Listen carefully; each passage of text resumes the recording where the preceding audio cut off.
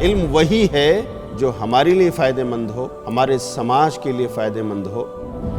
کون سے دائرے میں ہم رہیں دنیا کو پانے کے لیے جس سے ہماری آخرت بھی بن جائے؟ شپ پانی کے اوپر ہے، اگر شپ میں پانی آ جائے تو شپ ڈوب جائے۔ اسی طریقے سے ہم اور آپ دنیا میں ہیں، دنیا ہمارے اندر آ جائے تو ہم ڈوب جائیں۔ تاریخ کو پڑھنا ہمارے لیے بحیثیت ایک مسلم طالب علم کتنی اہمیت ہے اس کی۔ جو قوم اپنی تاریخ سے ناواقف ہو وہ قوم اپنے مستقبل کے معالم کی تعین نہیں کر سکتی۔ تربیت کا آغاز کہاں سے ہونا چاہیے؟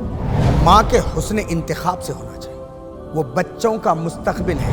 دین اسلام کی خصوصیات میں سب سے اہم خصوصیات کیا ہے جس کا جاننا ہر مسلمان کے لیے بے حد ضروری ہے؟ وہ سب سے بڑی خصوصیت یہ ہے کہ ہمارا دین اللہ سبحانہ و تعالیٰ کا آخری دین ہے، اب اس کے بعد اور کوئی دوسرا دین آنے والا نہیں ہے۔ آپ کا کام اللہ کا پیغام پہنچانا، اس میں آپ جٹے رہیے، ان مخالفتوں کی پرواہ نہ کیجیے۔ اللہ تعالیٰ کے بعد، اس کے رسول کے بعد سب سے زیادہ ہمارے اخلاق کے حسنہ کے مستحق ہمارے والدین ہوتے ہیں۔ اللہ تعالیٰ نے ہمیں کس لیے دنیا میں پیدا کیا ہے؟ ہم سب کی زندگی کا مقصد کیا ہے؟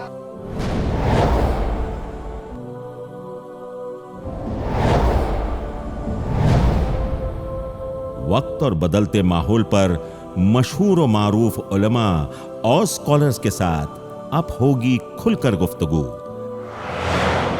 جلد آ رہا ہے مرسی ٹی وی پر۔